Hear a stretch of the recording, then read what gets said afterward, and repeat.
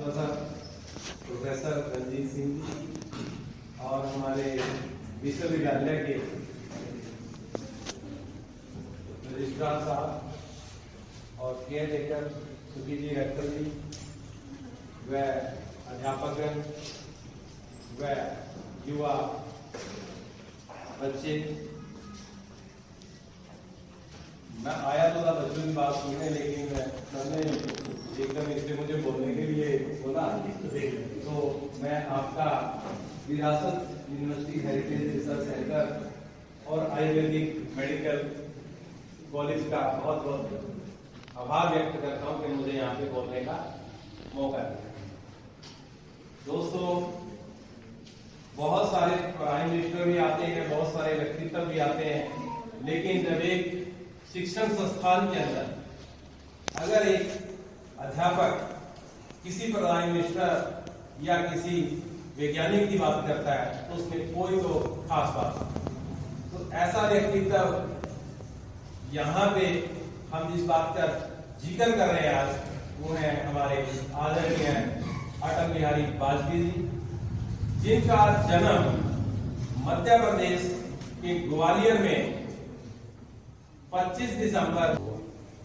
कोई नहीं जानता था कि इस छोटा सा बच्चा एक दिन इस देश के लिए एक संघर्ष करने के बाद और वो एक प्राइम मिनिस्टर के दौर में आए।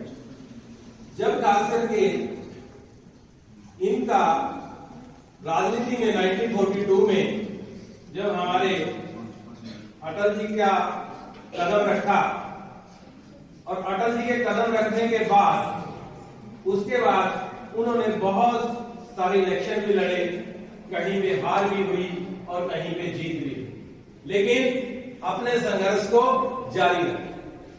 लेकिन एक ऐसा वक्त आया जब वो सांसद भी रहे, राज्यसभा मेंबर भी रहे और इस देश के प्राइम मिनिस्टर भी रहे, लेकिन कभी भी उनकी वाणी में, कभी भी उनके कार्य में कहीं पे भी अहंकार नहीं। हर तरफ से, चाहे वो पक्ष हो चाहे विपक्ष हो, दोनों से मिलके कुछ इस तरह से कार्य करते थे, इस तरह से अपनी वाणी से दूसरे को अपने फ्रेम में डाल लेते थे कि जो उनका जिसने काम नहीं करना वो भी उनका काम करता है। अगर अटल जी को कोई किसी शरीर के अंदर कोई बीमारी होती है तो विपक्ष सोचता है कि कहीं कुछ हो ना जाए, उसको विदेशों में भेजने की तैयारी करते हैं, हॉस्पिटल की बढ़िया ट्रीटमेंट दी जाती है। ऐसा व्यक्तित्व जो अपोजिट पार्टी के लोग भी सोचते हैं कि ऐसा नहीं होना चाहिए। और इनका जैसे राजनीति में कदम रखा तो ये सबसे पहले अटल जी जनसंघ के नेता बने, उसके बाद भारतीय जनता पार्टी के राष्ट्रीय नेता भी बने और 1998 में भारत के बहुत प्यारे प्रधानमंत्री बने। इनके कार्यकाल में इससे पहले जो कार्य हो रहा था, कोई हमारे देश का सोना रख रहा था, कोई कुछ कार्य कर रहा था, देश की बहुत ही उथल पुथल व्यवस्था। लेकिन जब अटल जी आए, इनका एक मानना था कि किसी भी तरह से देश को मजबूत बनाना है और तभी लोगों ने भी इनका भरपूर साथ दिया और अपने पड़ोसियों के साथ भी रिश्ते बहुत अच्छे रखे। पहले उनके अटल जी यहां से बस में गए, कोशिश की रिश्ते सुधारने की, लेकिन जो हमारे पड़ोसी थे उन्होंने ऐसा ही समझा कि या तो शायद इनकी कमजोरी, ये उनके व्यक्तित्व की कमजोरी नहीं थी। उन्होंने जब कमजोरी समझ करके आक्रमण किया तो तब अटल बिहारी जी ने भी उसका एक निर्णय लिया, एक सख्त निर्णय लिया कि मैं कुछ ऐसा अब करना ही पड़ेगा। जैसे ही युद्ध स्टार्ट होता है, कुछ दिन के बाद अगर लगता है तो अमेरिका का प्रेशर आता है कि आप युद्ध रोक दीजिए, अटल जी ने कहा युद्ध तो नहीं रुकने वाला, युद्ध तो नहीं रुकने वाला, क्योंकि यदि चाहे कितना भी नुकसान हो जाए मुझे इस एरिया को खाली कराना है। यानी वो पावर, विश्व की जो सबसे बड़ी पावर मानते थे, उनकी भी परवाह न करते हुए उस युद्ध को जीत लिया और अपने वो एरिया खाली करा दिया। और उसके बाद जैसे ही वो खाली हुआ, उनका ये भी व्यक्तित्व था कि उन्होंने दूसरे की किसी की एक इंच जगह भी लेने की नहीं सोची। ऐसे ही उनके साथ आदरणीय स्वर्गीय अब्दुल कलाम जी थे। एक बहुत ही अच्छी ट्यूनिंग के साथ एक ऐसा प्रशिक्षण करते हैं कि अमेरिका को कानो कान खबर नहीं होती, और समय भी बहुत कम था उस रडार का कि उस टाइम पे वो नहीं आनी चाहिए। और उसका एनालिसिस करके जब वो परमाणु प्रशिक्षण कर दिया, तो आज हिंदुस्तान एक परमाणु के लिए संपूर्ण देश। नहीं तो हमें कोई भी पड़ोसी भी धमकाता था कि रुक जो तुम्हें देखते हैं, हम कहते हैं हमारे पास परमाणु नहीं। आज जिस दिन से वो परमाणु प्रशिक्षण किया, और जब तक हिंदुस्तान है और ये सूरज और चांद रहेगा, उस कार्य को कोई भूल नहीं पाए सकता। आज हमें कोई धमकी नहीं दे सकता कि कोई कहे कि हिंदुस्तान को, अदरवाइज तो हर रोज अमेरिका की धमकी, कभी किसी की धमकी, हम लोग कुछ कार्य जैसे ही करने लगते, हमने एक आगे ट्रांसफार्मर लगवाना है, अमेरिका तुरंत बोलता था तुम नहीं लगाओगे।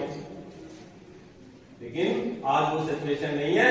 आज हिंदुस्तान आंखें उठा के बात करता है, आंखें झुका के बात नहीं करता, बल्कि आंखें मिला के बात करता है। तो ऐसे व्यक्तित्व जैसे जैसे अटल जी ने उसमें इस तरह के कार्य किए, तो जो आम जनता, जो आम नागरिक था, उसको भी कहीं विश्वास हुआ कि नहीं, मुझे भी अपने देश के लिए कुछ करना चाहिए। अन्यथा इससे पहले क्या सोचा जाता था कि ये तो इन्हीं का काम है, राजनीति तो हमारा तो काम ही नहीं। पर आज शिक्षक भी सोचता है कि मुझे भी अपना योगदान देना चाहिए, छोटा रेडी वाला भी सोचता है मुझे भी अपना योगदान देना चाहिए, और वो दे रहे हैं। आज अपने देश में, वर्ल्ड में कहीं पे भी नहीं है जितना हम यूपीआई का यूज करते हैं। एक रेडी वाला भी, अनपढ़ भी, हर आदमी 10 रुपए भी हम ट्रांसफर करते हैं। ऐसी ऐसी टेक्नोलॉजी का इस्तेमाल, ऐसे ऐसे कार्यों का इस्तेमाल हम तभी कर पाए जब हमारे दिल से डर निकले। अन्यथा कोई भी कार्य करते तो हमें क्या होता था कि अमेरिका से पूछना पड़ेगा, बल्ला बल्ला दुआना अमेरिका से पूछने जाते। लेकिन जब ऐसे ऐसे कार्य हुए, किसानों का हमारे यहाँ पे बहुत बुरा हाल, किसानों के लिए भी कुछ स्कीमें ऐसे लाई। लेकिन दुर्भाग्य थोड़ा सा मुझे ऐसा लगता है कि हमारी खास करके यंग जनरेशन में बहुत सारी गवर्नमेंट्स की ऐसी स्कीमें हैं, बहुत सारी योजनाएं हैं, हम वो योजनाएं नहीं पढ़ते। ऐसे ही अटल जी ने भी अपने टाइम में बहुत सारी योजनाएं दी थी, जिनका आज आप अभी बहुत सारे बच्चों ने उन योजनाओं के बारे में बताया। तो मैं ज्यादा समय न लेता हुआ मैं ये कहता हूं, पूर्ण विजय संकल्प हमारा, अनथक अवरित साधना, निस्दिन चलती आवे राष्ट्र धर्म आराध। राष्ट्र धर्म से ऊपर कोई धर्म नहीं है, और जिस दिन आपका राष्ट्र मजबूत होगा, उस दिन आप सब मजबूत होंगे और एक खुशहाल देश बनाएगा। यही हमारे अटल जी का सपना था, और मुझे लगता है कि आज छोटे बच्चे से लेकर सभी लोगों का ऐसा लगता है कि मेरा देश एक विश्व का सबसे विश्व गुरु होगा और खुशहाल देश होगा, और उस खुशहाल देश के हम सबसे खुशहाल लोग होंगे। भारत माता की जय। वंदे मातरम।